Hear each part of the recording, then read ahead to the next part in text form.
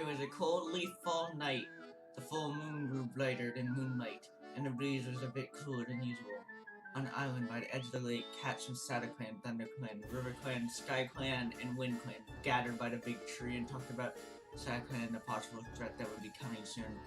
Ever since Shadow Star became leader, rumors had spread about the new policy and battle tactic, but everyone was concerned about whether or not the police would protect the clan to destroy them. Everyone didn't want history to repeat itself, especially after Broken Star and his deadly reign. Unfortunately, any problem that came into one clan was their own problem, and no one could do anything about it. Blazepaw was sitting in the middle of the clearing alone, told by the rumors. He looked up and saw the Shadow Star, looking down at the clans with a miraculous smirk. Blazepaw glared at him, sickened by the side clan's leader's expressionless eyes. After a few moments, he began to feel an anger towards Shadow Star, an unexpected hatred for the young Tom that Blazepaw didn't even know he had. Blazepaw closed his eyes, hoping to shake away the thoughts, but after a while it seemed like time had passed until he opened his eyes to reveal a horrifying sight. Shadow Star was lying in front of Blazepaw, eyes open and dead. His body was covered in his own blood, and there were deep gasps and scratches all over him.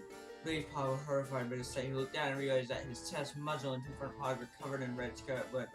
Blazepaw looked around and saw a horrifying, sickening glance from out cast. His mother and sister approached Blazepaw casually if he was still in a psychotic breakdown. Blazepaw, what did you do? His mother asked horrified. I don't know, he choked. Then again, Blazepaw didn't even know what had happened. Cats went up and started murmuring and whispering to each other.